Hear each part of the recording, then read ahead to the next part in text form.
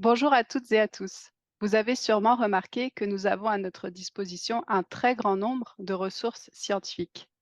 Voici des questions qui peuvent être soulevées. Comment faire en sorte que ces ressources scientifiques ne soient pas traitées séparément, mais agrégées entre elles plus facilement? Comment en extraire des thématiques innovantes pour aboutir au développement de nouvelles ressources éducatives libres? Et comment ces produits dérivés vont pouvoir nourrir le domaine de l'éducation?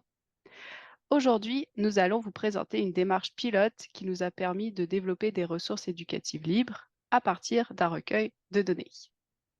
Alors pour commencer, vous sélectionnez un corpus d'items scientifiques composé de n'importe quelle ressource pertinente à vos yeux, comme par exemple des vidéos ou des balados de table ronde ou d'entretien, des textes et des manuels ou des fiches pédagogiques.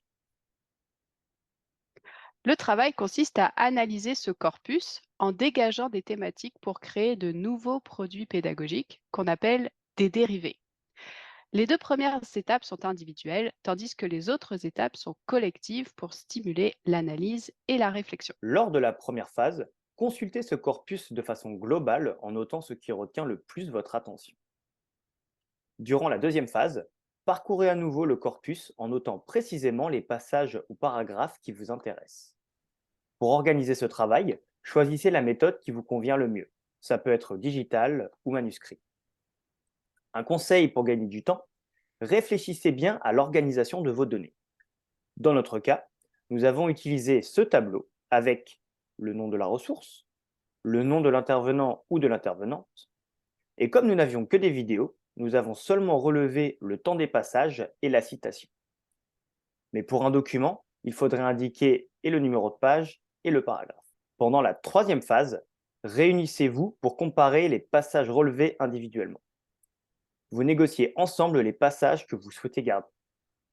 Regroupez-les dans un tableau collaboratif. La quatrième phase consiste à observer le tableau collaboratif. Dans les passages relevés, quel thème vous semble revenir régulièrement? Après discussion, vous établissez une liste de thématiques. Pour le moment, elles sont provisoires et elles pourront être ajustées plus tard. Dans la cinquième phase, vous revenez au tableau collaboratif et pour chaque ligne ou passage relevé, inscrivez la thématique qui correspond dans une nouvelle colonne. Si un passage touche plusieurs thématiques, dans ce cas, vous pouvez ajouter une deuxième colonne thématique et ainsi de suite. Pour augmenter la lisibilité du document, il est possible de dupliquer chaque thématique dans un onglet indépendant. Dans la sixième phase, vous allez articuler les passages d'une thématique en cluster dans le but de dégager une arborescence de sujets. Pour vous aider à créer ces regroupements, vous pouvez utiliser un outil de collaboration visuelle tel que Miro ou un outil de carte mentale. Et enfin, dans la septième phase, l'arborescence obtenue servira à l'équipe de point de départ pour proposer des ressources dérivées à développer. Le développement peut alors commencer. La ressource va finalement prendre vie et devenir un produit dérivé concret.